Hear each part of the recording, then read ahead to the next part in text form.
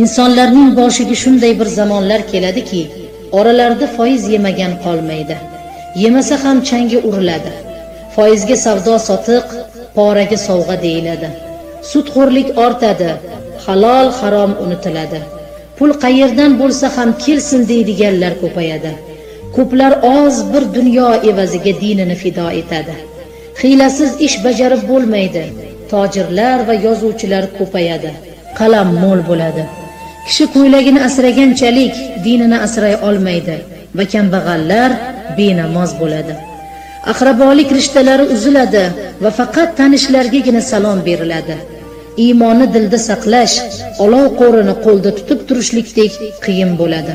Mo'min ertalab kofir bo'lib turadi va buning teskarisi bo'lib uyquga yotadi. Ajnabiylar ko'payib ketadi va musulmonlardan ustun keladi. Boylar tijorat uchun, qorilar riyo va ko'z uchun hajga boradi. Daromad ma'lum kishilar o'rtasida aylanadi. Kam daromadlilik, ocharchilik va qiyinchilikka duch kelinadi.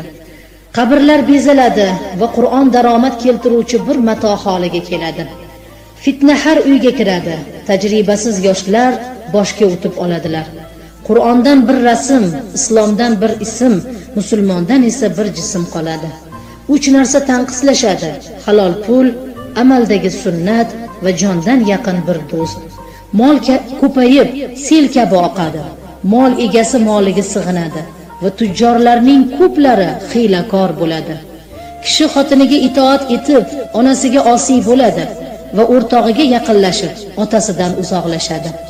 Ko'ngillar bir-birini sevmaydigan bo'ladi. Dinda va dunyo ishlarida xil qarashlar o'rtaga chiqadi.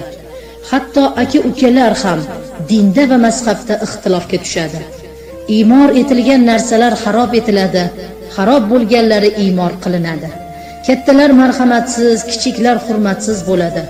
Bolalarni tarbiyat qilish, ko'ppaklarni tarbiyalashdan ham qiyinlashadi. Insonlar yomonliklardan bir-birlarini saqlamaydi va yaxshiliklarga buyurmay qo'yadi. Vaqtlar qisqaradi. 1 yil oydek, 1 oy haftadek, 1 hafta esa 1 kundek o'tib ketadi.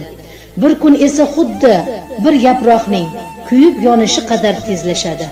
Hech narsada baraka qolmaydi. Arab maydonining cho'llari nahrlarga va yashilliklarga qovushadi. Yulduzlar bilan fol ochishlik tasdiqlanadi va taqdirlar yolg'onga chiqariladi. Alloh taolo jalla jalaluhu ochiq oydin inkor etiladi. Oliy janoblik, izzat, ikrom, jo'mardlik tuyg'ulari yo'qoladi va huquqlar pullar evaziga sotiladi. Minoralar ko'payadi, masjidlar bezatib ziynatlanadi va ularning ichlaridan baland ovozlar keladi. Xoinlarga amin, aminlarga esa xoin deyiladi va amin insonni topish tobora qiyinlashadi. Kishiga uning yomonligidan qo'rqibgina lutf qilinadi.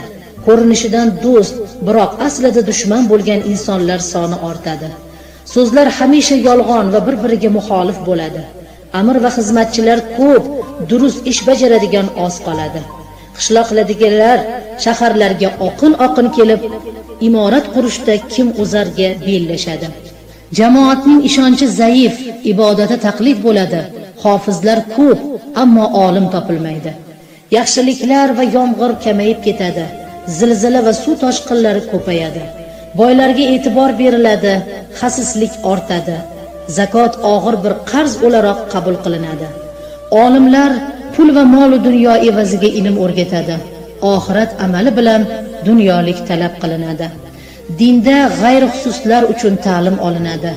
Erkaklar o'zlarini ayollarga, ayollar o'zlarini erkaklarga o'xshatadi. Erkaklar bilan erkaklar, ayollar bilan ayollar munosabatsiz aloqa qurishadi. Har tarafda qo'shiqchilar, cholg'uvchilar zuhur qiladi va aksariyat qo'shiqchilar ayol zotidan bo'ladi. Hukmronlik xotinlarda bo'ladi va zino yoyiladi. Ayollar sochlarini tuyaling o'rkachi kabi qappaytirib, ko'chalarni kezishadi. Harom ish qilishni qulaylashtiradigan imkonlar ortadi. Yoshlar gunohga va yomonlikka kuchli mayl ko'rsatadi. Mashaqqat, balo, musibat ortadi. Rohat va huzur kamayadi. Hech kimsa qo'li bilan bularni oldini ola olmaydi. Keyin kelganlar avval kelganlarni so'kib haqoratlaydi. Ichkilikni davlatlar tashviq qiladi va har xil nomlar bilan ichiladi. Dunyo ishlariga tolib, oxirat unutiladi. Allohning kitobi bilan hukm etmoqlik ayb hisoblanadi. Bir musulmon qo'ydan-da ojiz bo'ladi, xo'rlanadi, haqir ko'riladi. Ilm ozayadi, jaholat va buzg'unchilik, jinoyatlar ko'payadi.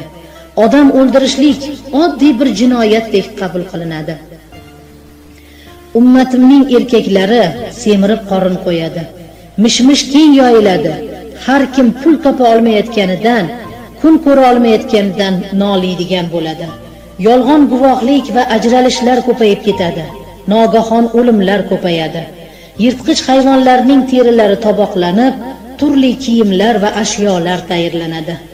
Ertalab kiyiladigan kiyim boshqa, oqshom kiyiladigan kiyim boshqa bo'ladi. Oldingizga ovqatlardan biri kelib, boshqasi ketadi va uylar bezatiladi. Katta va hashamatli binolar quriladi va bundan ko'cha haqqi kamayib ketadi.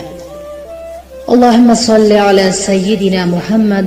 Allohum subhanahu va taolo qiyomat alomatlarini deyarli barchasi sodir bo'lganini bizga ko'rsatib turibdi. Robbil alaminga tavba qilishlik, dini diyonatda, aminlikda qoyim turishlik va dinimizni muhofaza qilib, barchamiz bir-birimizga halollik bilan chiroyli muomalada bo'lishimizga, munosabatlarimiz go'zal